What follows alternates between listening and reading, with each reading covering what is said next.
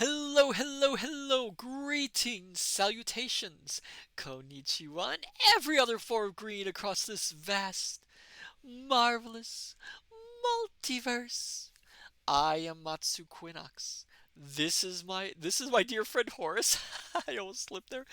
And welcome, my dear scholars, all of you, to the study.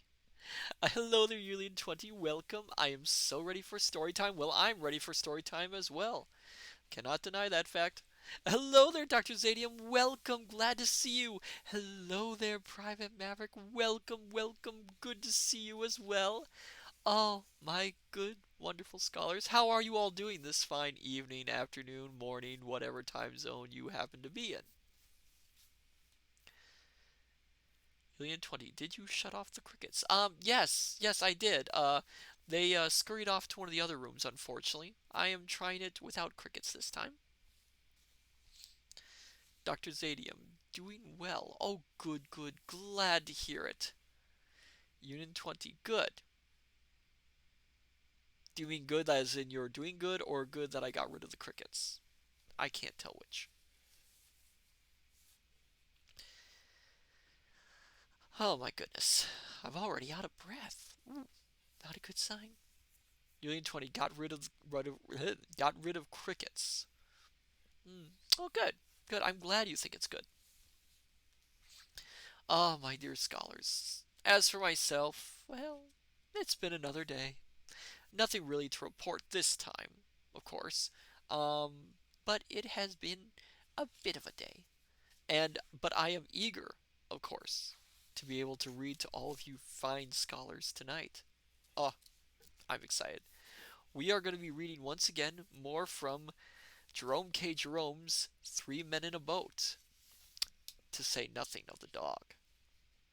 Um, I don't even know how to summarize where we've been at late, where we've been at for the previous pages. Um, long story short, Jerome K. Jerome, Jay as he's named in the story, and his friends are planning to go on a boating trip. And so far, they've packed and they're getting ready to rest up to go on the trip.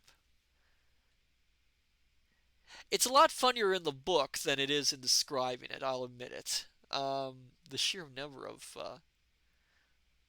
stories in there are kind of blinding. But I digress. We have some more chapters to read. Probably gonna laugh during this. I don't know. So therefore, all you fine, wonderful scholars, are you ready to go on our fine trip out along the river? If we actually get there. I don't know with this bunch, they seem a little bit not prepared. Julian20, yes indeed. Dr. Zadium, yes. Oh, someone is really excited. Let me get a little hydration here.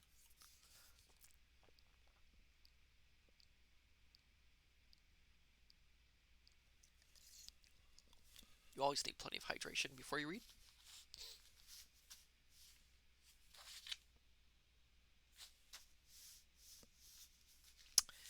Um, oh, there it is. I managed to somehow drop the cap of my water bottle. Couldn't find it. So that, as I mentioned before, each chapter actually has a name, but since said chapter happens to be a full description of what happens in said chapter, I'm going to skip it.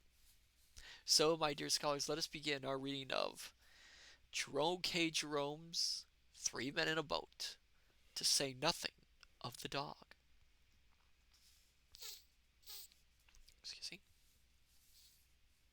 Chapter 5. It was Mrs. Poppets that woke me up next morning. She said, "Do you know it's nearly 9 o'clock, sir?" "9 o' what?" I cried, starting up. "9 o'clock," she replied through the keyhole. "I thought you wasn't oversleeping yourselves." I woke Harris and told him. He said, "I thought you wanted me to get get up at 6. So I did, I answered. Why didn't you wake me? He retorted.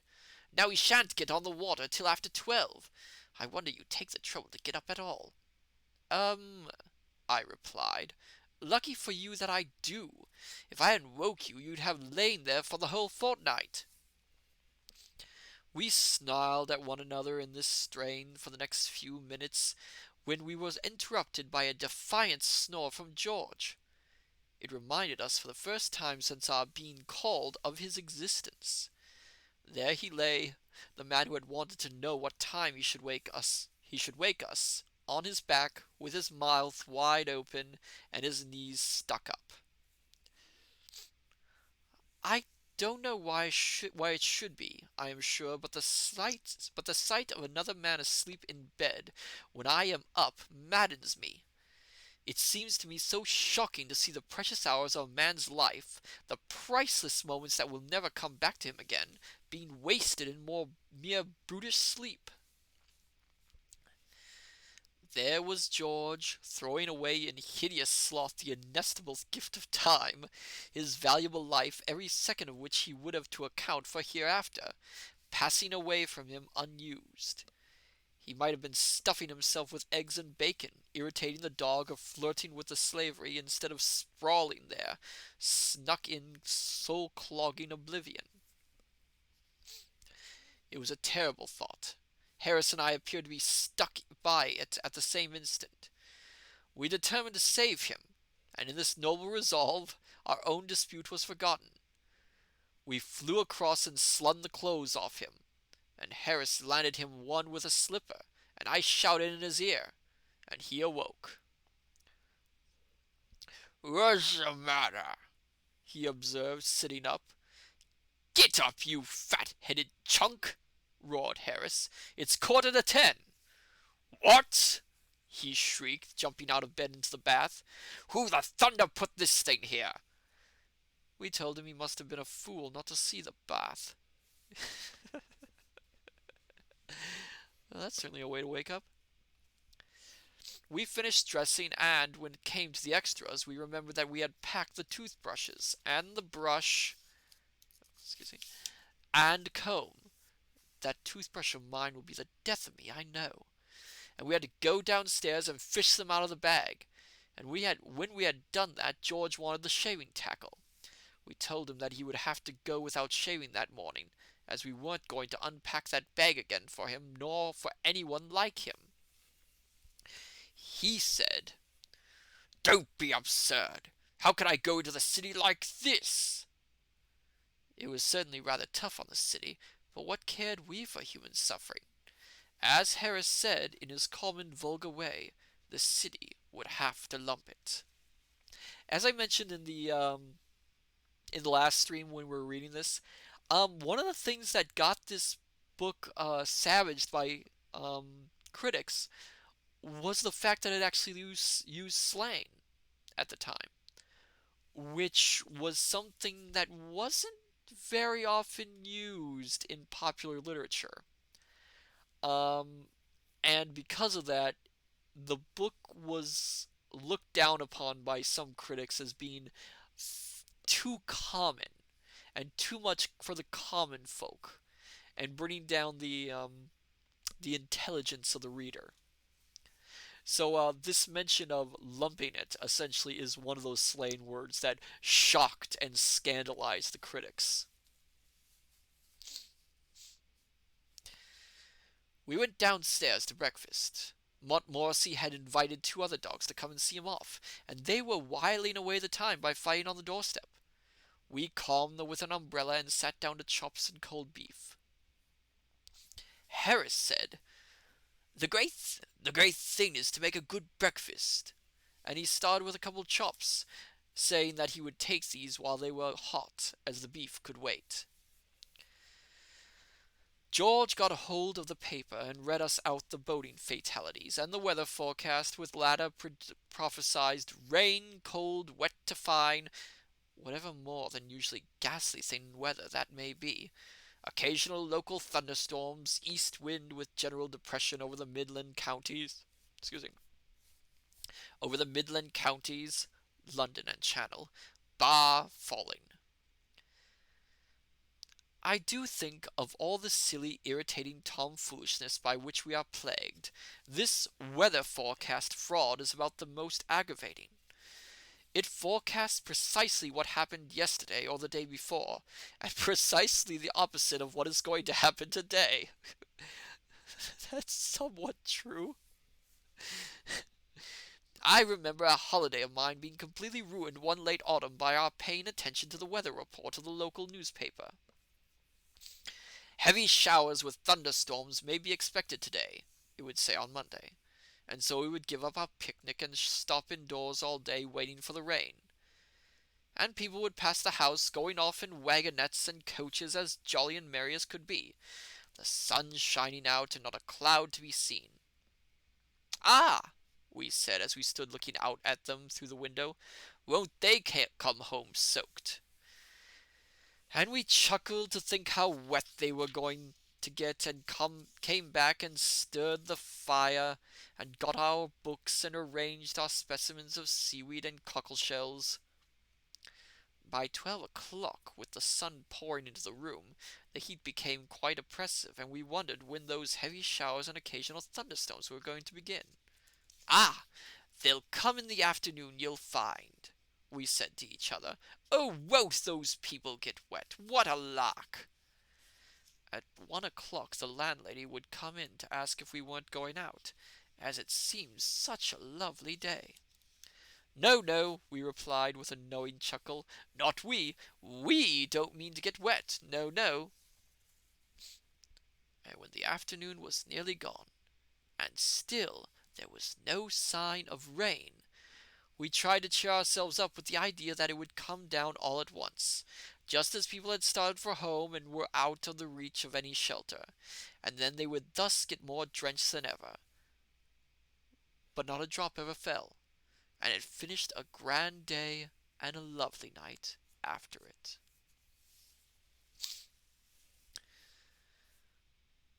The next morning we would read that it was going to be a warm, fine to set fair day, much heat, and we would dress ourselves in flimsy things and go out, and half an hour after we had started it would commence to rain hard, and a bitterly cold wind would spring up, and both would keep on steadily for the whole day, and we would come home with colds and rheumatism all over us, and go to bed. The weather is a thing that is beyond me altogether.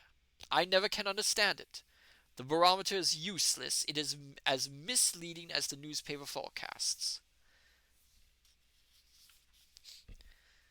There was one hanging up in a hotel at Oxford by which I was staying last spring, and when I got there it was pointing to "Set Fair." It was simply pouring with rain outside, and had been all day, and I couldn't quite make matters out. I tapped the barometer, and it jumped up and pointed to "Very dry." The Boots stopped as he was passing, and said he expected it meant tomorrow.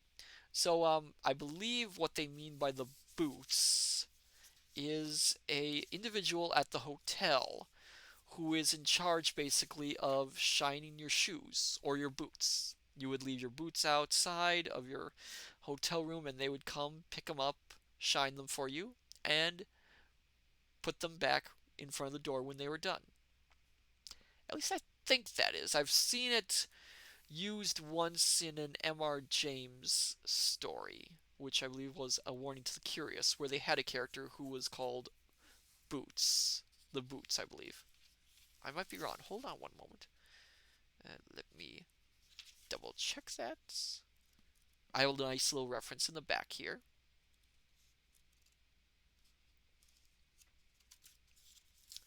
For all these things. Let's see. This is chapter 5.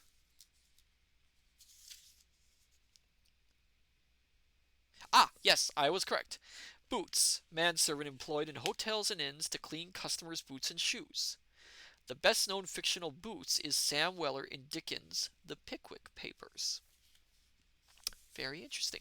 That's a story I should read sometime. The Pickwick Papers are very important in literature, especially in Christmas literature. Very interesting.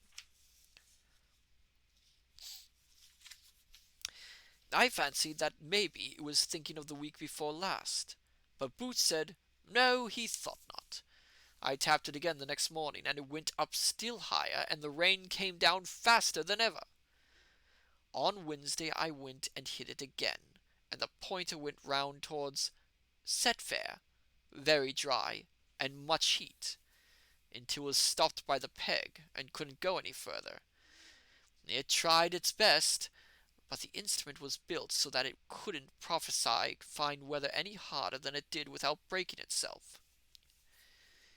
It evidently wanted to go on, and prognosticate drought and water famine and sunstroke and simoons and such things, but the peg prevented it, and it had to be content with pointing to the mere commonplace, very dry. Meanwhile, the rain came down in a steady torrent, and the lower part of the town was under water, owing to the river having overflowed. Boots said it was evident that we were going to have a prolonged spell of grand weather some time, and read out a poem which was printed over the top of the oracle, about long foretold, long past, short notice, soon pass. The fine weather never came that summer. I expect that machine must have been referring to the following spring.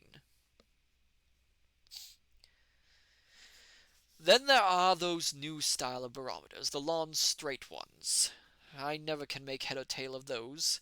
There's one side for 10 a.m. yesterday and one side for 10 a.m. today, but you can't always get there as early as 10, you know. It rises or falls for rain and fine, with much or less wind, and one end is Nile and the other end is El. What's El got to do with it? And if you tap it, it doesn't tell you anything. And you've got to correct it to sea level and reduce it to Fahrenheit, and even then I don't know the answer. But who wants to be foretold the weather? It's bad enough when it comes without our having the misery of knowing about it beforehand. The prophet we like is the old man who, on the particularly gloomy looking morning of some day when we particularly want it to be fine, looks round the horizon with a particularly knowing eye and says, "Oh no, sir, I think it will clear up all right. It will break all right enough, sir." "Ah, he knows," we say as we wish him good morning and start off. "Wonderful how those old fellows can tell." And we feel an affection for that man which is not at all lessened by the circumstance of it not clearing up, but continuing to rain steadily all day. Ah, well, we feel, he did his best.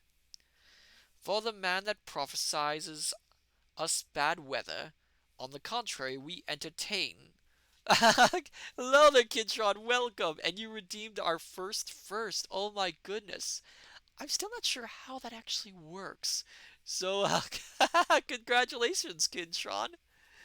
Oh my goodness, I have to figure out how do you actually set that thing properly. But thank you for the redeem. And welcome, Kintron. We are just in the middle of reading chapter 6 of 3 Men in a Boat. And it is complaining about barometers and the weather for the most part. For the man that prophesies us bad weather, on the contrary, we entertain only bitter and revengeful thoughts. "Going to clear up, d'ye think?" we shout cheerily as we pass. "Well, no, sir, I'm afraid it's settled down for the day," he replies, shaking his head. "Stupid old fool," we mutter. "What's he know about it?" And if his potent proves correct, we come back feeling still more angry against him, and with a vague notion that somehow or other he has had something to do with it. It was too bright and sunny on this special morning for George's blood-curdling readings about bar falling, atmospheric disturbance passing in an oblique line over southern Europe, and pressure increasing, to very much upset us. And so, finding that he could not make us wretched, and was only wasting his time, he sneaked the cigarette that I had carefully rolled up for myself, and went. Excuse me. Then Harris and I, having finished up the few things left on the table, carted out our luggage onto the doorstep and waited for a cab. There seemed a good deal of luggage when you put it all together. There was the Gladstone and the small handbag and the two hampers, and a large roll of rugs, and some 4 or 5 overcoats and mackintoshes and a few umbrellas. And then there was a melon by itself in a bag, because it was too bulky to go anywhere, and a couple of pounds of grapes in another bag, and a Japanese paper umbrella and a frying pan, which being too long to pack, we had wrapped around with brown paper. Why would you have a melon with you? I suppose for picnicking, but still, a melon when you're going boating. It seems like an awful lot of trouble.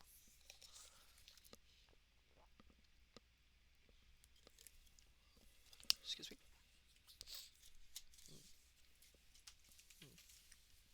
I had to get a little hydration.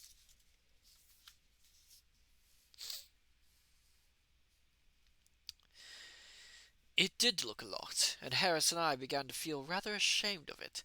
Though why should we? Though why we should be, I can't see.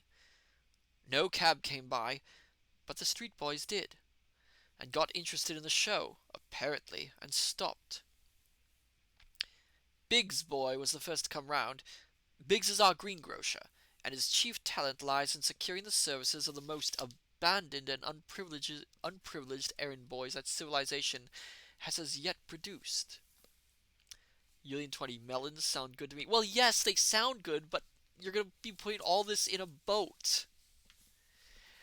It seems like you could lose the melon. If anything more than usually villainous in the boy line crops up in our neighborhood, we know that it's Big's latest. I was told that at the time of the Great Coram Street murder. That's interesting. Let's find out what that is.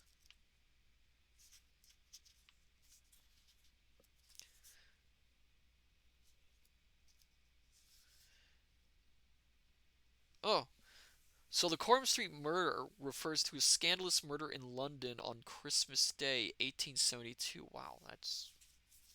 Ugh. I was told at the time of the Great Coram Street murder, it was promptly concluded by our street that Biggs' boy, for that period, was at the bottom of it, and had he not been able, in reply to the severe cross-examination to which he was subjected by number 19, when he called there for orders the morning after the crime, assisted by number 21, who happened to be on the step at the time, to prove a complete alibi, it would have gone hard with him. I didn't know Biggs' boy at that time, but from what I have seen of them since, I should not have attached much importance to that alibi myself. Biggs' boy, as I have said, came round the corner.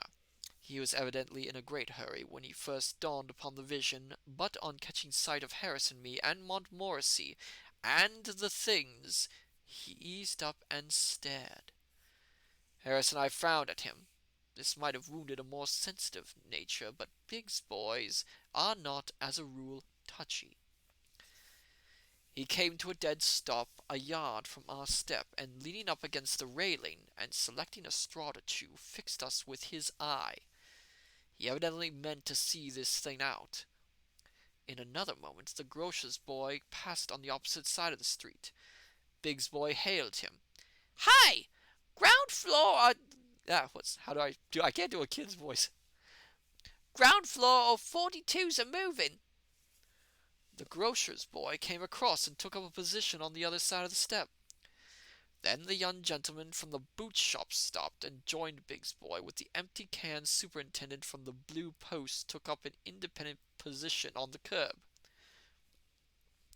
"They ain't a-going to starve, are they?" said the gentleman from the boot shop.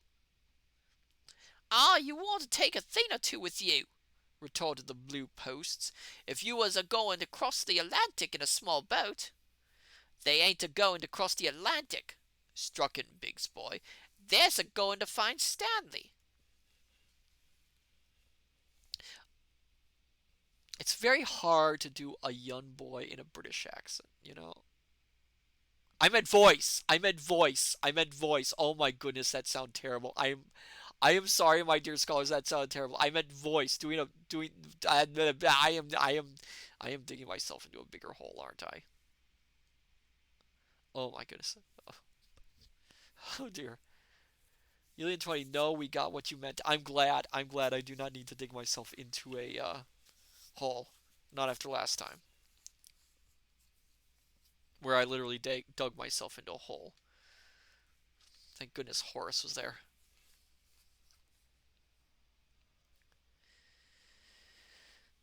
By this time, quite a small crowd had collected, and people were asking each other what was the matter.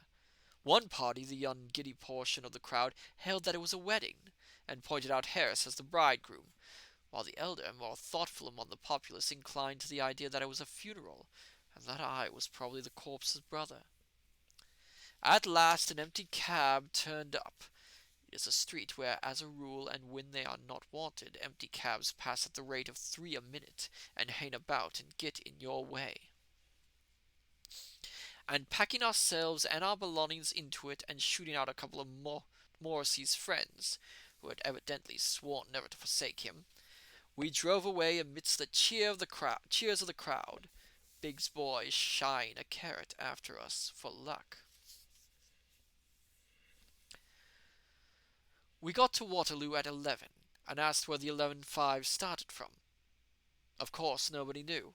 Nobody at Waterloo ever does know where a train is going to start from, or where a train, when it does start, is going to, or anything about it. The porter who took our things thought it would go from number 2 platform, while another porter, with whom he discussed the question, had heard a rumor that it would go from number 1. The station master, on the other hand, was convinced it would start from the local. To put an end to the matter, we went upstairs and asked the traffic superintendent, and he told us that he had just met a man who said he had seen it at number 3 platform. We went to number 3 platform, but the authorities there said that they rather thought that the train was the Southampton Express, or else the Windsor Loop. But they were sure it wasn't the Kingston train, though why they were sure it wasn't, they couldn't say. Then our porter said he thought that it must be on the high-level platform. Said he thought he knew the train. So we went to sorry, excuse me. So he went to the high-level platform and saw the engine driver and asked him if he was going to Kingston. He said he couldn't say for certain, of course, but that he rather thought he was. Anyhow, he wasn't the 11:50 for Kingston. He said he was pretty confident he was the 9:32 for Virginia Water, or the 10 a.m. express for the Isle of Wight, or somewhere in that direction. We should all know when we got there. We slipped half-crowns into his hand and begged him to be the 11 quarter for Kingston. "Nobody will ever know on this line." No, there, got the wrong voice. "Nobody will ever know on this line," we said, "what you are or where you're going. You know the way. You slip off quietly and go to Kingston." "Well, I don't know, gents," replied the noble fellow, "but I suppose some train's got to go to Kingston, and I'll do it. Give me the half-crowns." Thus we got to Kingston by London and South Western Railway. We learnt afterwards that the train we had come by was really the Exeter Mail, and that they had spent hours at Waterloo looking for it, and nobody knew what had become of it. Our boat was waiting for us at Kingston just below the bridge, and to it we wended our way, and round it we stored our luggage, and into it we slipped. "Are you all right, sir?" said the man. "Right it is," we answered, and with Harris at the sculls, and I at the tiller lines, and Montmorency unhappy and deeply suspicious in the prow, out we shot on to the waters, which for a fortnight were to be our home. Oh my goodness. Well, they finally got on the boat, at least. Bit of a tangent there, though.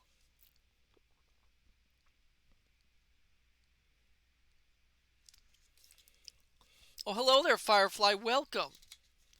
I'm so sorry I'm late. I was making cake and misses the alert. Oh, it's fine. It's fine. They finally got into the boat after talking about grocery boys, the weather, and how they could never figure out which train to take. Julian 20, what kind of cake? Yes, what kind of cake? Our dear scholars must know. What manner of cake were you delectfully making? Mm, goodness. Carrot cake. Ooh, carrot cake. Excuse me. Oh, carrot cake is delicious. My goodness. I would love some carrot cake right now. Unfortunately, how do I put this? Um we've lost the kitchen again. I think it's gone on vacation this time. At least it wrote a note. Hopefully it'll come back some point. Last time it didn't show up for a month. Firefly again. Yes, again. The kitchen is insufferable by how many times we can't find it.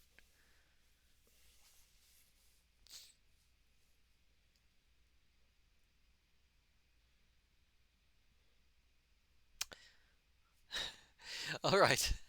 So the next chapter, it looks like we're going to get into here's the thing, and I mentioned this in the last stream. This book was originally written to be a serious guide for boating down the Thames and all the sights you might see. But Jerome K. Jerome later put in these rather funny tangents which overtook the book. But there are still bits in it which are a serious boating guide. And chapter 5, partially, we are going to have some serious discussion about what you would see on a boating trip down the Thames. I am warning you here. So some of these parts are not going to be funny. Some of them will be a little bit sentimental and dry. But let's continue. Chapter 6. It was a glorious morning, late spring or early summer, as you care to take it, when the dainty sheen of grass and leaf is blushing to a deeper green, and the year seems like a fair young maiden trembling with strange wakening pulses on the brink of womanhood. Yeah, this whole bit's gonna be a little bit purple prose if you've never heard of that. Yeah, it's gonna the writing's gonna be a little different. The quaint back streets of Kingston, where they came down to the water's edge, looked quite picturesque. Pictur- Picturesque in the flashing sunlight. The glinting river with its drifting barges, the wooded towpath, the trim cut kept villas on the other side. Harris in a red and orange blazer, grunting away at the sculls, the distant glimpses of the grey old palace of the Tudors, all made a sunny picture.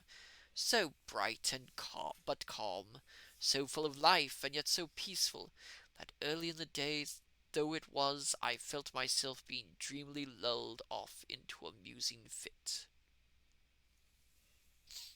I mused on Kingston, or Kiengunsten, as it was once called in the days when Saxon kings were crowned there. Great Caesar crossed the river there, and the Roman legions camped upon its sloping uplands. Caesar, like in later years, Elizabeth Caesar like in yeah, Caesar, like in later years Elizabeth, seems to have stopped everywhere. Only he was more respectful than good Queen Bess. He didn't put up in the public houses. She was nuts on public houses, was England's Virgin Queen. I didn't know that. There's scarcely a pub of any attractions within 10 miles of London that she does not seem to have looked in at, or stopped at, or slept at, some time or other. I wonder, now, supposing Harris, say, turned over a new leaf and became a great and good man and got to be Prime Minister and died, if they would put up signs over the public houses that he had patronized. Harris had a glass of bitter in this house. Harris had two of Scotch cold here in the summer of '88. Harris was chucked from here in December 1886. Okay, that's our Harris. No, there would be too many of them. It would be the houses that he had never entered that would become famous. Only a house in South London that Harris never had a drink in. The people would flock to it to see what could have been the matter with it.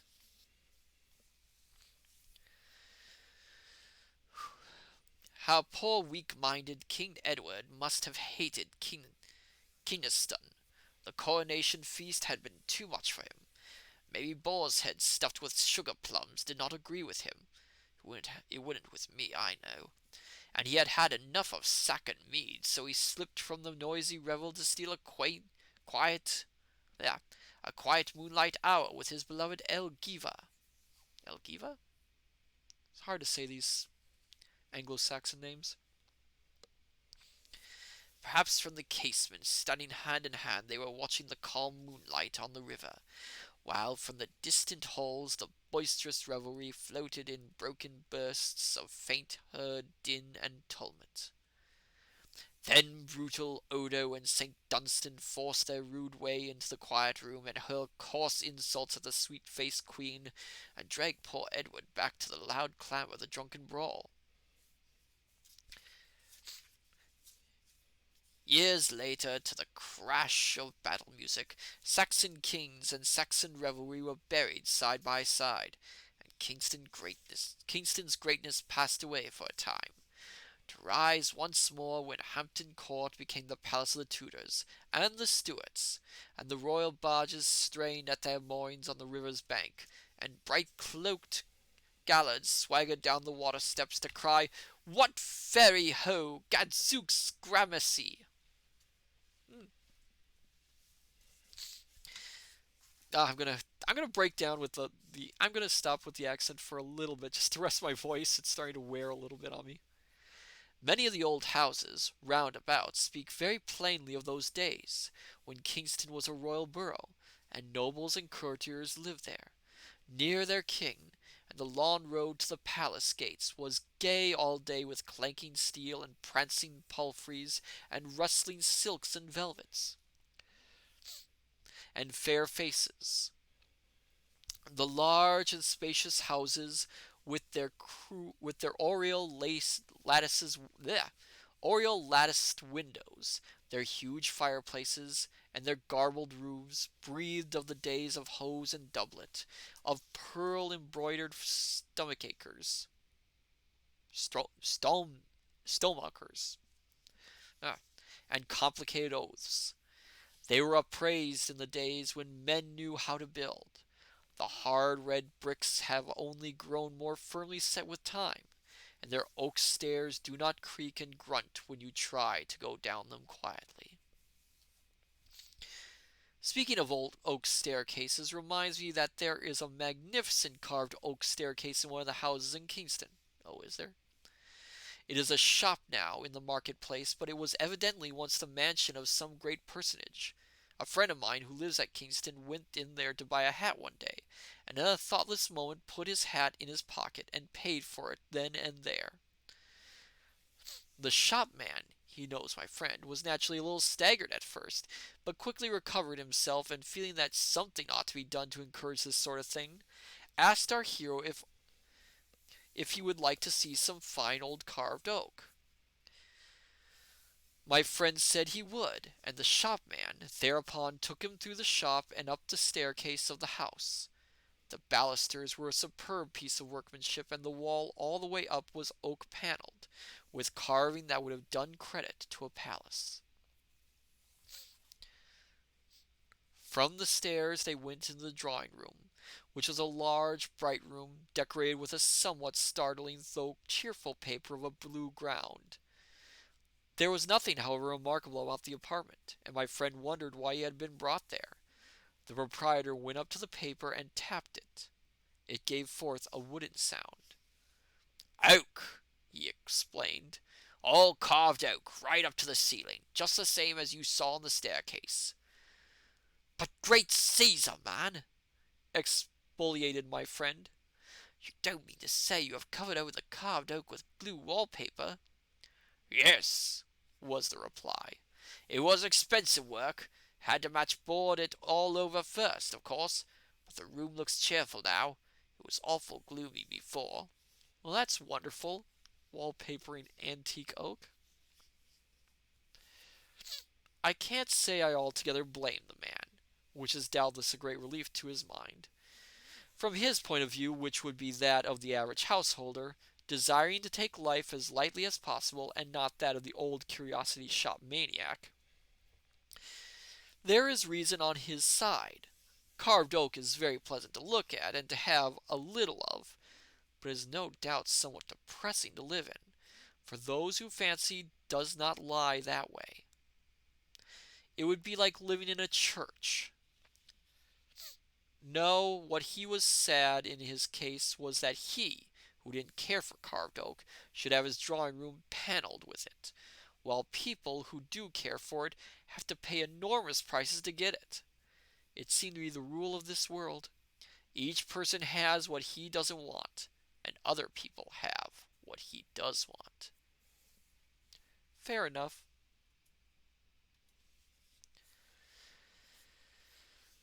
Whew. Married men have wives, and don't seem to want them, and young single fellows cry out that they can't get them. Poor people who can hardly keep themselves have 8 hearty children. Rich old couples, with no one to leave their money to, die childless. Then there are girls with lovers. The girls that have lovers never want them. They say they would rather be without them, that they bother them, and why don't they go and make love to Miss Smith and Miss Brown, who are plain and elderly and haven't got any lovers? They themselves don't want lovers. They never mean to marry. It does not do to dwell on these things. It makes one so sad. There was a boy at our school. We used to call him Sanford and Merton. His real name was Stivens. He was the most extraordinary lad I ever came across. I believe he really liked study.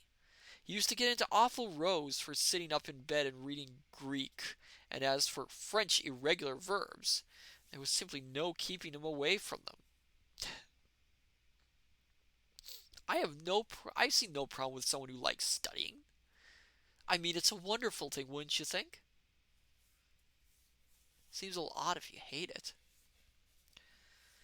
He was full of weird and unnatural notions about being a credit to his parents and an honor to the school, and he yearned to win prizes and grow up and be a clever man, and had all those sort of weak-minded ideas. I never knew such a strange creature, yet harmless, mind you, as the babe unborn. Well, that boy used to get ill about twice a week, so that he couldn't go to school. There never was such a boy or Yeah, there never was such a boy to get ill as that Sanford and Merton. If there was any known disease going within 10 miles of him, he had it, and had it badly. He would take bronchitis in the dog days and had hay fever at Christmas. After a 6 weeks period of drought, he would be stricken down with rheumatic fever, and he would go out in a November fog and come home with sunstroke. They put him under laughing gas one year, poor lad, and drew all his teeth and gave him a false set, because he suffered so terribly with toothaches, and then turned and then it turned to neuralgia. Neuro neuro neuralgia. I am not a doctor. I cannot pronounce these words. Neuralgia and earache. He was never without a cold, except once for 9 weeks when he had scarlet fever, and he always had chilblains. During the great cholera scare of 1871 our neighborhood was singularly free from it. There was only one reputed case in the whole parish. That case was young Stevens. He had to stop in bed when he was ill and eat chicken and custard and hot house grapes, and he would lie there and sob because they wouldn't let him do Latin exercises and took his German grammar away from him. And we other boys, who would have sacrificed 10 terms of our school life for the sake of being ill for a day, and had no desire whatever to give our parents any excuse for being stuck up about us, couldn't catch so much of a small as a stiff neck. We fooled about in droughts, and it did us good and freshened us up. And we took things to make us sick, and they made us fat, and gave us an appetite. Nothing we could think of seemed to make us ill, until the holidays began.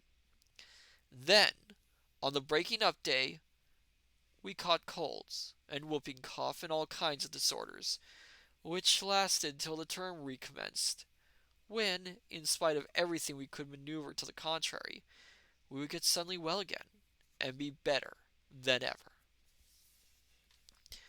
Such is life, and we are but as grass that is cut down, and put into the oven, and baked.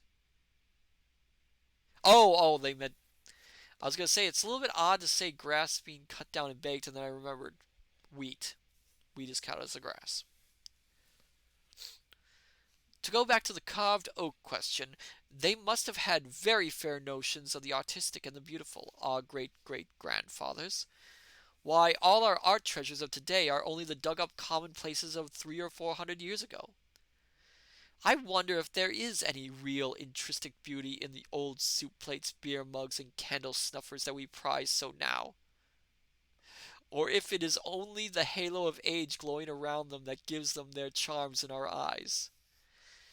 The old blue that we hang about our walls as ornaments were the common everyday household utensils of a few centuries ago.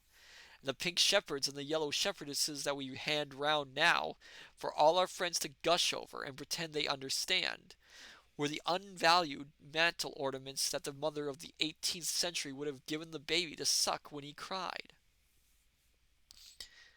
Will it be the same in the future?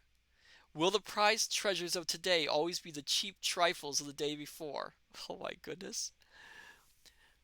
Will rows of our willow-patterned dinner plates be ranged above the chimney pieces of the grate in the years 2000 and odd?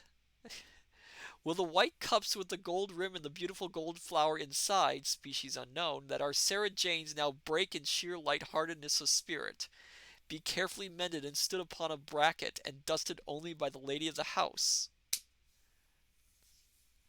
Oh my goodness. He's actually predicting the future correctly. Oh my goodness. This is... Yes. To answer your question, Jerome K. Jerome, yes, all your wonderful trash that you think is worth absolutely nothing is going to be treasured in the year 2000 and later.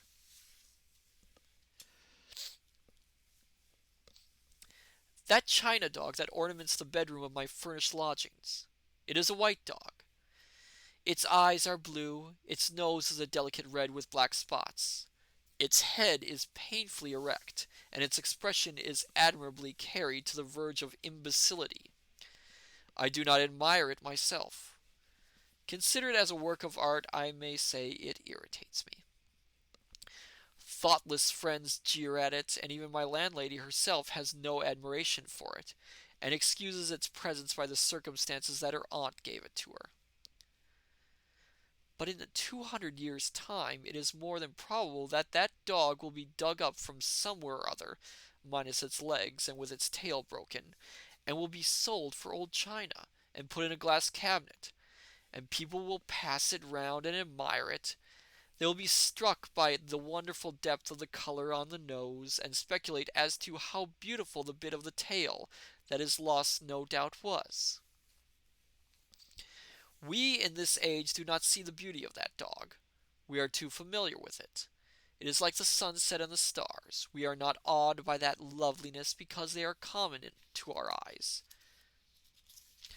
So it is with that china dog. In 2288 people will gush over it. The making of such dogs will have become a lost art. Our descendants will wonder how we did it, and say how clever we were. We shall be referred to lovingly as those grand old artists that flourished in the 19th century and produced those china dogs. The sampler that the eldest daughter did at school will be spoken of as tapestry of the Victorian era and be almost priceless.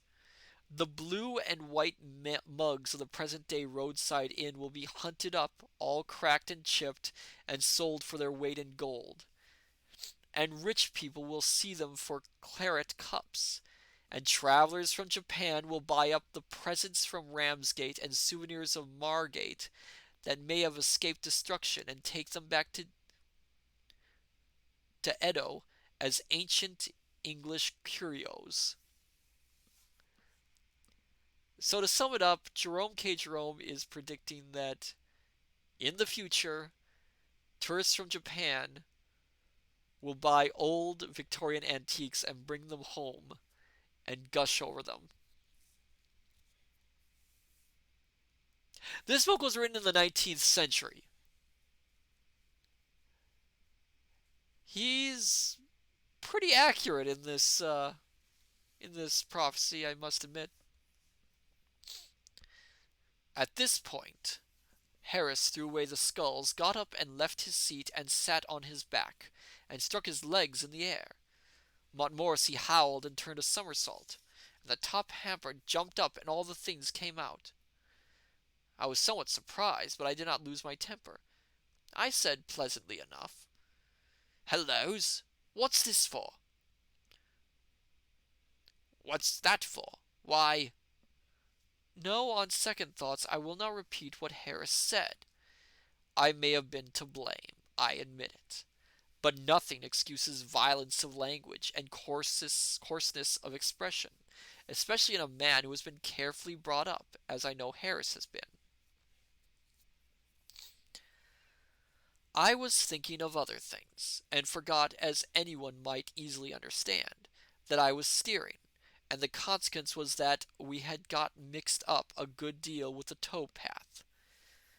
It was difficult to say for the moment which was us and which was the Middlesex bank of the river, but we found out after a while and separated ourselves. Harris, however, said he had done enough for a bit, and proposed that I should take a turn. So, as we were in, I got out and took the tow line, and ran the boat on past Hampton Court. What a dear old wall that is that runs along by the river there. I never pass it without feeling better for the sight of it. Such a mellow, sweet old wall. What a charming picture it would make, with the lichen creeping here and the moss growing there, and a shy young vine peeping over the top at this spot to see what is going on upon the busy river, and the sober old ivy clustering a little farther down. There are 50 shades and tints and hues in every 10 yards of that old wall. If I could only draw and knew how to paint, I could make a lovely sketch of that old wall, I'm sure. I've often thought I should like to live at Hampton Court. It looks so peaceful and so quiet, and it is such a dear old place to ramble round in the early morning before many people are about. But there, I don't suppose I should really care for it when it came to actual practice. It would be so ghastly dull and depressing in the evening, when your lamp casts uncanny showers on the panelled walls, and the echo of distant feet ran through the cold stone corridors, and now drew nearer, and now died away, and all was death-like silence save the beating of one's old heart. We are creatures of the sun, we men and women. We love light and life. That is why we crowd into the towns and cities, and the country grows more and more deserted every year. In the sunlight, in the daytime, when nature is alive and busy all around us, we like the open hillsides and the deep woods well enough, but in the night, when our Mother Earth has gone to sleep and left us waking, oh, the world seems so lonesome, and we get frightened, like children in a silent house. Then we sit and sob and longed for the gaslit streets and the sound of human voices and the answering throb of human life. We feel so helpless and so little in the great stillness. And when the dark trees rustle in the night wind, and there are so many ghosts about, and their silent sighs make us feel so sad. Let us gather together in the great cities and light huge bonfires of a million gas jets, and shout and sing and ring together, and feel brave. Harris asked me if I'd ever been in the maze at Hampton Court. He said he went in once to show somebody else the way. He had studied it by a map. He had studied it up in a map, and it was so simple that it seemed foolish, hardly worth the 2 pence charge for admission. Harris said he thought the map must have been got up as a practical joke, because it wasn't a bit like the real thing, and only misleading. It was a country cousin that Harris took in. He said, "Well, just go in here, so that you can say you've been. But it's very simple. It's absurd to call it a maze. You keep on taking the first turning to the right. We'll just walk round for 10 minutes, and then go and get some lunch." Speaking of lunch, let me get another drink of water.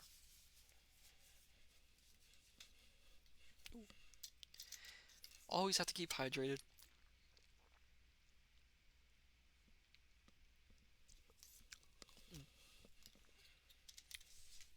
My goodness.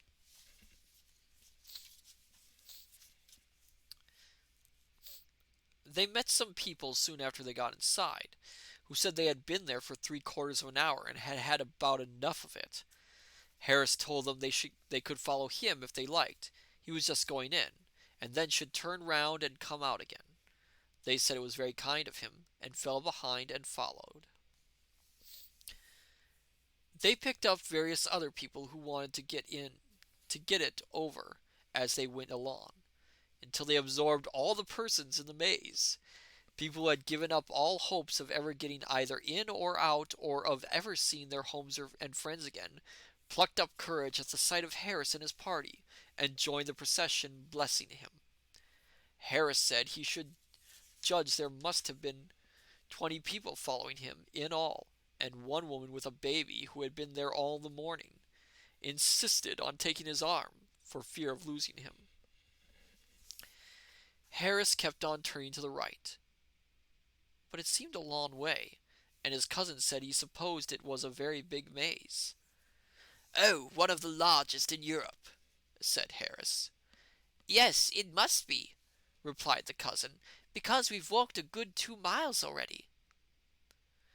Harris began to think it rather strange himself, but he held on until at last they passed a half a penny bun on the ground that Harris's cousin swore he had noticed there 7 minutes ago.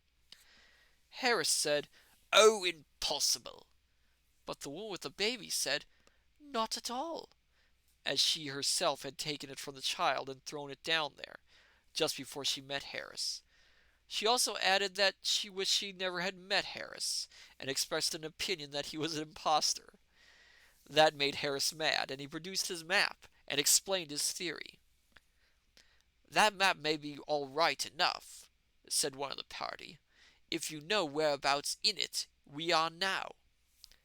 Harris didn't know, and suggested that the best thing to do would be to go back to the entrance and begin again. For the beginning again part of it there was not much enthusiasm. But with regard to the adversibility of going back to the entrance, there was complete unanimity.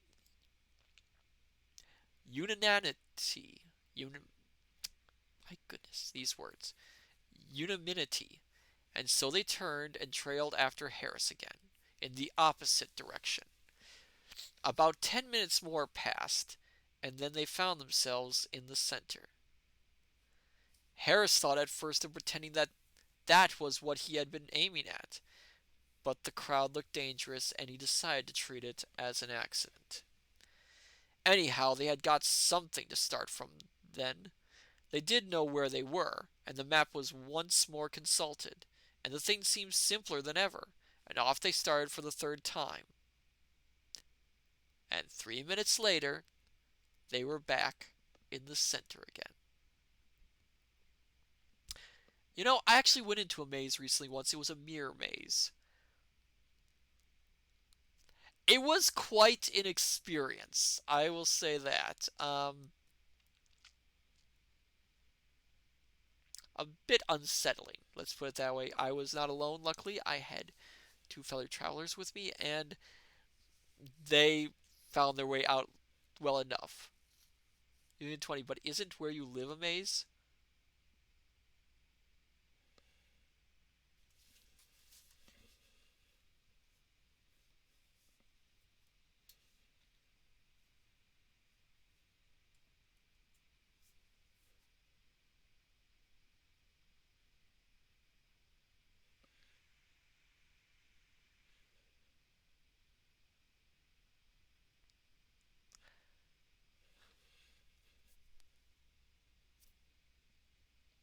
I am.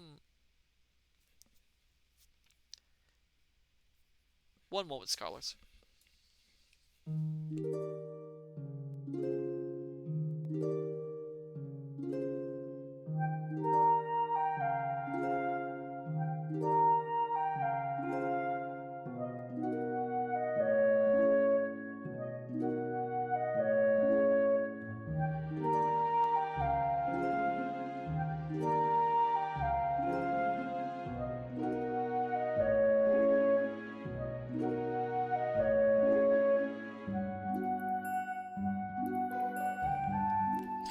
So, so it doesn't count as a maze then. I don't think it counts as a maze. I mean, if it was a maze, it would have a set layout, wouldn't it? I mean, the study doesn't have one, but it's a, oh, we're back, we're back. No, so it's not a maze, and I am not trapped in the center of a labyrinthian structure, which I never really thought about. It was kind of horrifying. All right, where were we? Oh yes, the maze. Unit 20. Are you sure? Don't make me think about it. I'm going to read the book, and it's going to be happy, good times with the book, because I don't want to think about how I'm trapped within an infinitely large structure that's ever shifting, that is not a maze. Okay?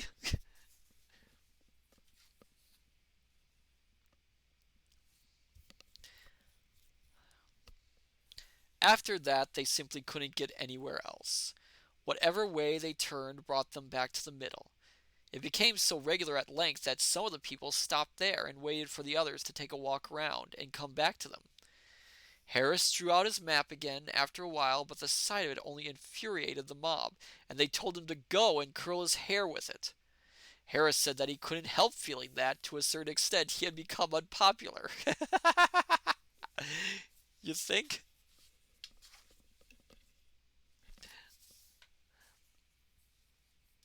They all got crazy at last and sang out for the keeper, and the man came and climbed up the ladder outside and shouted out directions to them. But all their heads were by this time in such a confused whirl that they were incapable of grasping anything, and so the man told them to stop where they were and he would come to them. They huddled together and waited, and he climbed down and came in. He was a young keeper, as luck would have it, and new to the business, and when he got in he couldn't get to them, and then he got lost. They caught sight of him every now and then rushing about the other side of the hedge, and he would see them and rush to get to them. And they would wait there for about 5 minutes, and then he would reappear again in exactly the same spot, and ask them where they had been.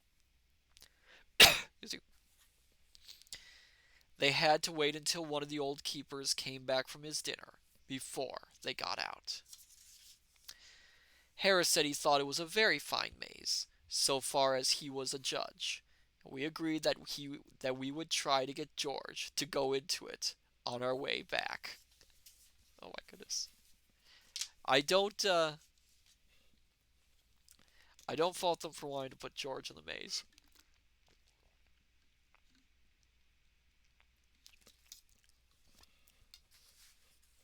But no, let's not think about mazes. All right. I think I have time for one more chapter tonight. Well, we'll do three tonight. So I want to make sure I don't overstrain myself.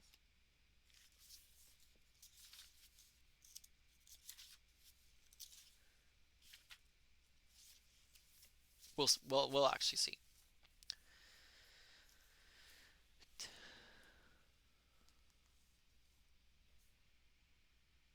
Kinshawn, the study is really the library wing of the back rooms.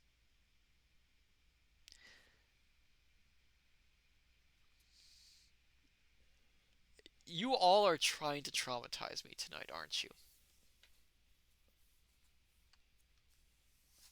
Now I'm going to think about chairs again. Excuse me. Yulian 20, but you amaze me. Stop! No! Bad! Bad, Yulian. Bad. That is a bad thing. No puns. No! Bad. No puns. Chapter 7. It was while passing through Mosley Lock that Harris told me about his maze experience. It took us some time to pass through, and as we were the only boat, and it is a big lock, I don't think I ever remember to have seen Mosley Lock before, with only one boat in it. It is, I suppose, Boatler's not even accepted, the busiest lock on the river. I have stood and watched it sometimes, when you could not see any water at all, but only a brilliant tangle of bright blazers and gay caps and saucy hats and many-colored parasols and silken rugs and cloaks and streaming ribbons and dainty whites. When looking down into the lock from the quay, you might fancy... I read that wrong.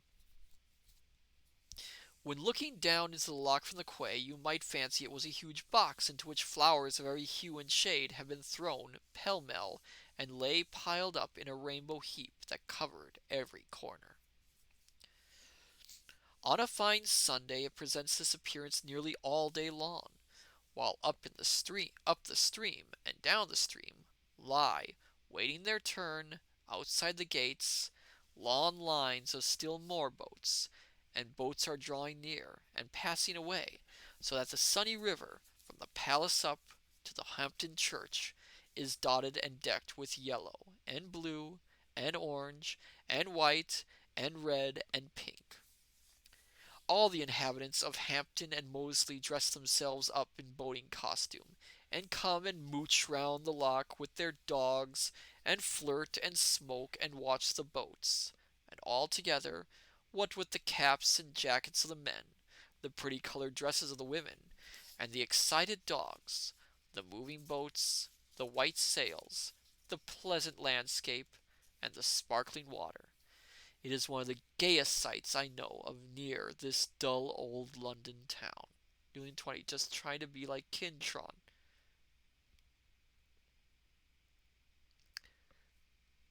I can understand that, and I am fine with that.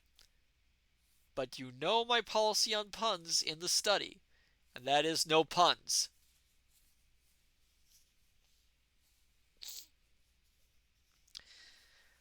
The river affords a good opportunity for dress.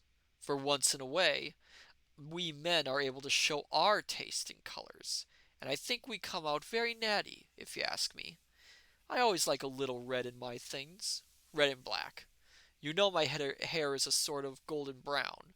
Rather a pretty shade, I've been told. And a dark red matches it beautifully. And then I always think of a light blue necktie goes so well with it, and a pair of those Russian leather shoes, and a red silk handkerchief round the waist. A handkerchief looks so much better than a belt. They make handkerchiefs that long? That's interesting.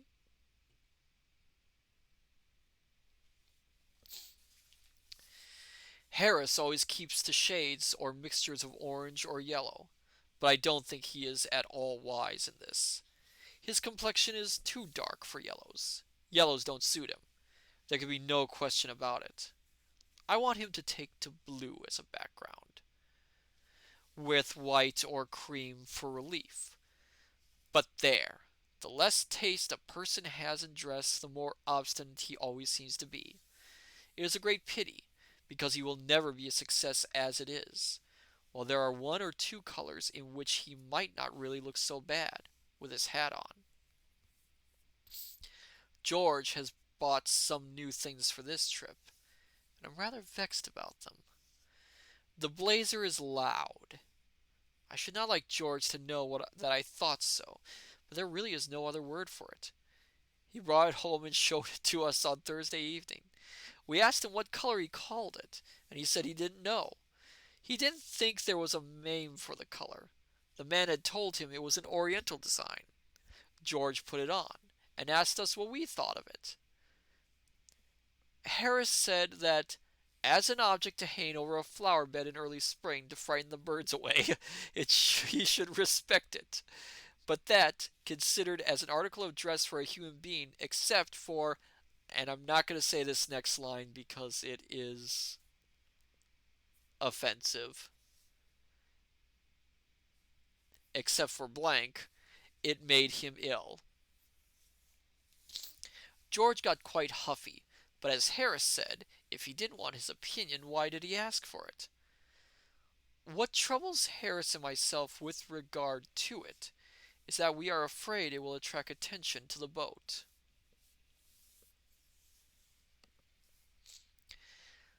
Girls also don't look half bad in a boat, if prettily dressed.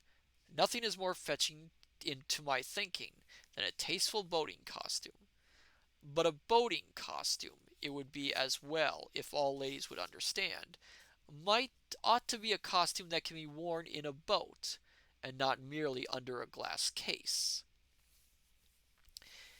It utterly spoils an excursion if you have folk in the boat who are thinking all the time a good deal more of their dress than of the trip. It was my misfortune once to go for a water picnic with two ladies of this kind. We did have a lively time. They were both beautifully got up, all lace and silky stuff, and flowers and ribbons and dainty shoes and light gloves, but they were dressed for a photographic studio, not for a river picnic. They were the boating costumes of a French fashion plate. It was ridiculous, fooling about in them anywhere near real earth, air, and water. I'm gonna do another drink. Water. Speaking of water,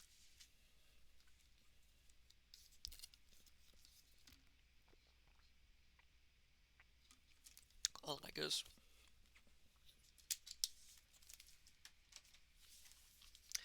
Now keep in mind, of course, this man's view is his own, not mine. I am simply reading the book. I hope you're enjoying the book, by the way, my dear scholars. I know it's a little different than some of the books we've read before, but I thought we might get a kick out of it.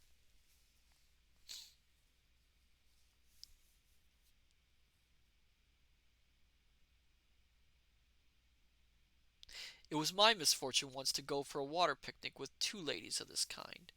We did have a lively time. 20, it is swell. Well, I'm glad to hear that. They were both beautifully got up, all lace and silky stuff, and flowers and ribbons, and dainty shoes and light gloves. But they were dressed for a photographic studio, not for a river picnic. They were the boating costumes of a French fashion plate. It was ridiculous fooling about in them anywhere near real earth, air, and water. Kintron, I like when books about boats drift a bit.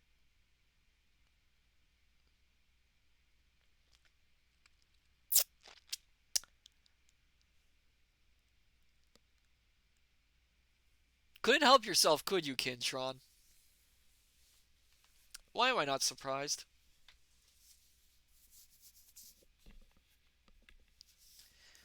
Julie Jelly, bad pun, go sit in the corner. Kintron, nope. I, I, I don't dare put him in the corner, otherwise he'll be angry at me. And I don't want an angry Kintron. He might do even worse puns then. Hello there, Jury Jelly. Welcome. Glad to have you here. The first thing was that they thought the boat was not clean. We dusted all the seats for them and then assured them that it was, but they didn't believe us. One of them rubbed the cushion with the forefinger of her glove and showed the result to the other, and they both sighed and sat down with the air of early Christian martyrs, trying to make themselves comfortable up against the stake. Kintron, too hot in the corner, I mean 90 degrees. Come on! See, this is what I warn about. Upset Kintron and the puns get worse. You are liable to occasionally splash a little when scullying, and it appeared that a drop of water ruined those costumes. The mark never came out, and a stain was left on the dress forever. I was stroke. I did my best. I feathered some 2 feet high, and I paused at the end of each stroke to let the blades drip before returning them. And I picked out a smooth bit of water to drop them into again each time. Bao said after a while that he did not feel himself a sufficiently accomplished oarsman to pull with me, but that he would sit still. Oh! Welcome, Wardud! We are reading 3 Men in a Boat. We are on chapter 7, and they are talking about the fact that what you should actually wear while boating and what you shouldn't. It's good to see you. Welcome. Wardud, how do? How do? We are reading. That's how do.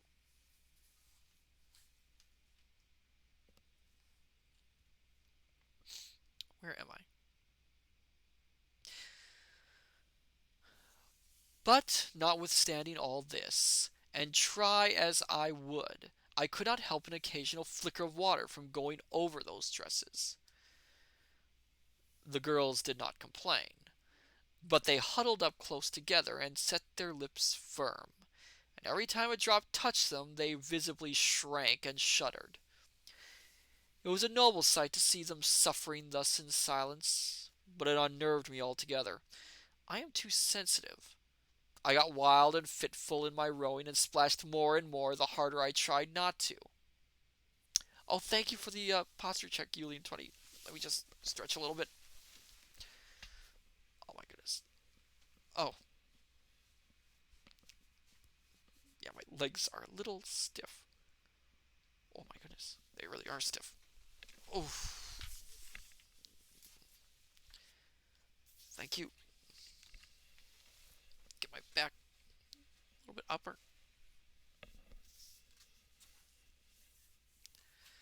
Okay. I gave it up at last. I said I'd row bow. I said I'd row bow. Bo thought the arrangement would be better too, and we changed places. The ladies gave an involuntary sigh of relief when they saw me go, and quite brightened up for a moment. Poor girls, they had better have put up with me. The man they had got now was a jolly, light-hearted, thick-headed sort of chap with about as much sensitiveness in him as there might be in a Newfoundland puppy. Oh, hello there, cool skeleton. Welcome. We are reading chapter 7 of 3 Men in a Boat. And they are talking about the time when they boated with 2 young ladies who were absolutely dressed wrong for the trip. You might look daggers at him for an hour and he would not notice it, and it would not trouble him if he did. He set a good, rollicking, dashing stroke that sent the spray playing all over the boat like a fountain, and made the whole crowd sit up straight in no time. When we spread more than a pint of water over one of those dresses, he would give a pleasant little laugh and say, "Cool skeleton, progress on my VTuber model going well." Good! It's wonderful to hear that. Oh, I'm glad to hear that, cool skeleton. I look forward to seeing it. I beg your pardon, I'm sure, and offer them his handkerchief to wipe it off with. Oh, it's of no consequence, the poor girls would murmur in reply, and covertly draw rugs and coats over themselves, and try and protect themselves with their lace parasols. At lunch, they had a very bad time of it. People wanted them to sit on the grass, and the grass was dusty, and the tree trunks against which they were invited to lean did not appear to have been brushed for weeks. So they spread their handkerchiefs on the ground and sat on those, bolt upright. Cool Skeleton, I posted a bit in the art section of Sophia's server. I will have to take a look when the stream's done. That is exciting. I'm excited to see it, Cool Skeleton. Somebody, in walking about with a plate of beefsteak pie, tripped over a root and sent the pie flying. None of it went over them, fortunately, but the accident suggested a fresh danger to them and agitated them, and whenever anybody moved about after that with anything in his hand that could fall and make a mess, they watched that person with growing anxiety until he sat down again. Now then, you girls, said our friend How bowed to them cheerily after it was all over. Come along, you've got to wash up. They didn't understand him at first. When they grasped the idea, they said they feared they did not know how to wash up. Firefly, let me tell you, you have to sit all upright. You're wearing a corset. There is nothing else to do. I suppose so, I suppose so. Oh, I'll soon show you, he cried. It's rare fun. You lie down on your you lean over the bank, you know, and slush the things about in the water.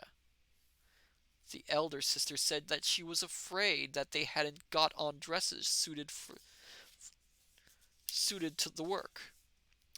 Oh, they'll be all right, said he light-heartedly. Tuck 'em up. And he made them do it too. He told them that that sort of thing was half the fun of a picnic. They said it was very interesting. Now I come to think it over. Was that young man as dense-headed as we thought? Or was he... No, impossible. There was such a simple, childlike expression about him. Harris wanted to get out at Hampton Church to go and see Mrs. Thomas's tomb. Who is Mrs. Thomas? I asked. How should I know? Replied Harris. She's a lady that's got a funny tomb and I want to see it. I suppose that's any reason to go see a tomb. I objected. I don't know whether it is that I am built wrong, but I never did seem to hanker after tombstones myself. I know that the proper thing to do when you get to a village or town is to rush off to the churchyard and enjoy the graves, but it is a recreation that I always deny myself. I take no interest in creeping round dim and chilly churches behind wheezy old men and reading epitaphs. Not even the sight of a bit of cracked brass let into a stone affords me what I call real happiness. I shock respectable sextons I, by the imperturbability I am able to assume before exciting inscriptions, and by my lack of enthusiasm for the local family history, while my ill-concealed anxiety to get outside wounds their feelings. One golden morning of a sunny day, I leant against a low stone wall that guarded a little village church, and I smoked and drank in deep, calm gladness from the sweet, restful scene. The gray old church with its clustering ivy and its quaint carved wooden porch, the white lane winding down the hill between tall rows of elms, the thatched roof cottages peeping above their trim-kept hedges, the silver river in the hollow, the wooded hills beyond. It was a lovely landscape. It was idyllic, poetic, and it inspired me. I felt good and noble. I felt I didn't want to be sinful and wicked any more. I would come and live there and never do any more wrong and lead a blameless, beautiful life and have silver hair when I got old and all that sort of thing. In that moment, I forgave all my friends and relations for their wickedness and cussedness, and I blessed them. They did not know that I blessed them. They went their abandoned way, all unconscious of what I, far away in that peaceful village, was doing for them. But I did it, and I wished I could let them know that I had done it, because I wanted to make them happy. I was going on thinking away all these grand, tender thoughts when my reverie was broken in upon by a shrill, piping voice crying out, "All right, sir. I'm a comin', I'm a comin'. It's all right, sir. Don't you be in a hurry." I looked up and saw an old, bald-headed man hobbling across the churchyard towards me, carrying a huge bunch of keys in his hand that shook and jingled at every step. I motioned away with silent dignity, but he still advanced, screeching out the while, "I'm a comin', sir. I'm a comin'. For a little I'm a little lame. I ain't as spry as I used to be. This way, sir." "Go away, you miserable old man," I said. "I've come as soon as I could, sir," he replied. "My missus never see you till just this minute. You follow me, sir." "Go away," I replied. I repeated. "Leave me before I get over the wall and slay you." He seemed surprised. "Don't you want to see the tombs?" he said. "No," I answered, "I don't. I want to stop here, leaning up against this gritty old wall. Go away, and don't disturb me. I am chock full of beautiful and noble thoughts, and I want to stop like it, because it feels nice and good. Don't you come fooling about, making me mad, chivvying away all my better feelings with that silly tombstone nonsense of yours. Go away, and get somebody to bury you cheap, and I'll pay half the expense." He was bewildered for a moment. He rubbed his eyes and looked hard at me. I seemed human enough on the outside. He couldn't make it out. He said, "You's a stranger in these parts. You don't live here?" "No," I said, "I don't. You wouldn't if I did." Wow, he really is angry. "Well then," he said, "you want to see the tombs, graves, folks been buried, you know, coffins." "You are an untruther," I replied, getting roused. "I do not want to see tombs, not your tombs. Why should I? We have graves our We have graves of our own, our family has. Why, my Uncle Podger has a tomb in Kensal Green Cemetery that's the pride of all that countryside. My grandfather's vault at Bow is capable of accommodating 8 visitors, while my great aunt Susan has a brick grave in Finchley churchyard, with a headstone with a coffee pot sort of thing in its bas relief upon it, and a 6-inch best white stone copying all the way round. That costs pounds. When I want graves, it is to those places that I go and revel. I do not want other folks. When you yourself are buried, I will come and see yours. That is all I can do for you." He burst into tears. He said that one of the tombs had a bit of stone upon the top of it that had been said by some to be probably part of the remains of the figure of a man, and that another had some words carved upon it that nobody had ever been able to decipher. I still remained obdurate, and in broken-hearted tones he said, "Why won't you come and see the memorial window?" I would not even see that, so he fired his last shot. He drew near and whispered hoarsely, "I've got a couple of skulls down in the crypt," he said. "Come and see those. Oh, do come and see the skulls. You are a young man out for a holiday, and you want to enjoy yourself. Come and see the skulls."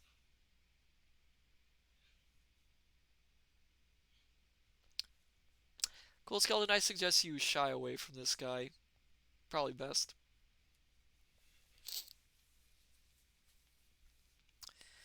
Then I turned and fled, and as I sped, I heard him calling to me, "Oh, come and see the skulls! Come back and see the skulls!"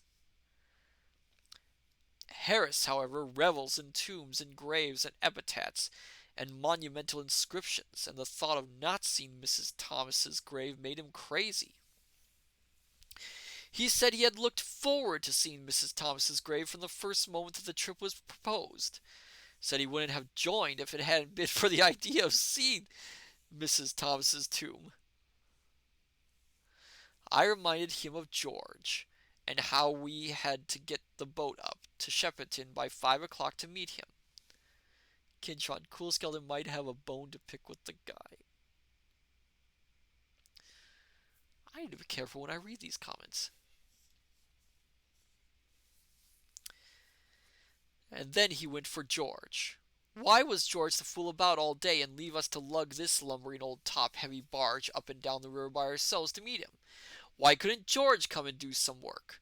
Why couldn't he have got the day off and come down with us? Bank be blowed. What good was he at the bank? I never see him do any work there, continued Harris. Whenever I go in, he sits behind a bit of glass all day trying to look as if he was doing something. What's the good of a man behind a bit of glass? I have to work for my living. Why can't he work? What use is he there? And what's the good of their banks? They take your money, and then when you draw a check, they send it back smeared all over with "no effects. Refer to drawer." What's the good of that? That's the sort of trick they served me twice last week. I'm not going to stand it much longer. I shall withdraw my account. If he was here, he would go. He could. If he was here, we could go and see that tomb. I don't believe he's at the bank at all. He's larking about somewhere. That's what he's doing, leaving us to do all the work. I'm going to get out and have a drink. I pointed out to him that we were miles away from a pub, and then he went on about the river, and what was the good of the river, and was everyone who came on the river to die of thirst?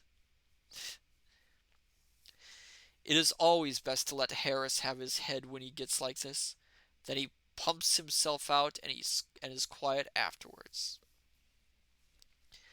I reminded him that there was a concentrated lemonade in the hamper and a gallon jar of water in the nose of the boat, and that the two only wanted mixing to make a cool and refreshing beverage.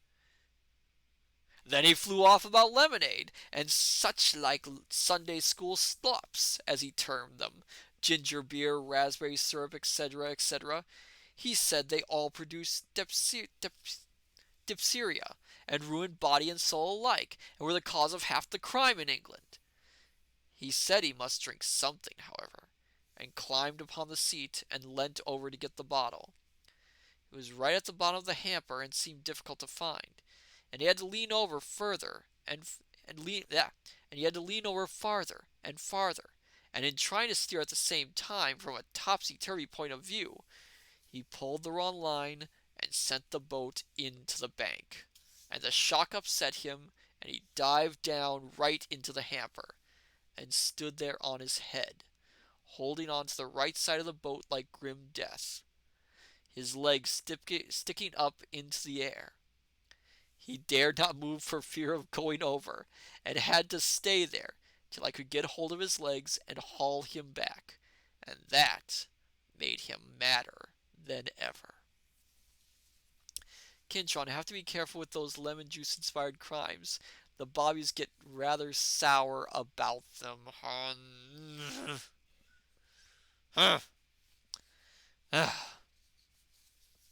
We'll stop there for now. I think it's a good stopping point. I am feeling a little bit weary. But oh my goodness. This trip's quite interesting, I must admit. Cool Skeleton. I like eating lemons. They're probably bad for my teeths. Union 20, wonderful story. Kintron, I have to squeeze all the puns out I can. Oh, dear, dear, dear. So, Um, Next week then. Before we continue, I'll talk about next week. So next week will be more of the Stanley Parable. We'll be playing one more round of it where we'll actually follow the actual plot for once and see where that takes us. Um, Thursday, if everything goes, this schedule's if everything goes according to plan. Thursday, we'll be doing reading more. You need 20 about time. I know you've been waiting for me to actually play the plot. I know. Thursday, we'll be reading more chapters of Three Men in a Boat. And Friday, depending on things, we may or may not have another late night with Matsu stream. Now, those late night streams will always be 10 o'clock Central Standard Time. And we will be, I'm not sure what we'll be reading yet. We might be reading something spooky, in fact, to get a little head start on our reading for October.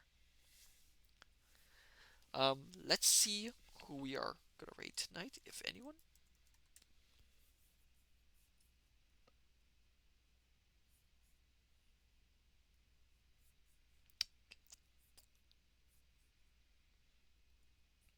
Let's see.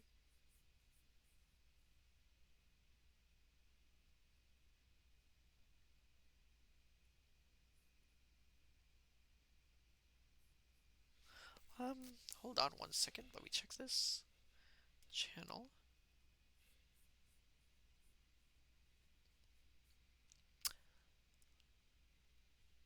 You know what? I see that Oceanic Pairs is playing Jet Set Radio. That might be a fun little stream to visit. So we'll visit them for now. So, my dear scholars, I say unto you, good evening, good morning, good afternoon. Till we meet each other again in the study. I shall see you next time. Until then, farewell and bye bye.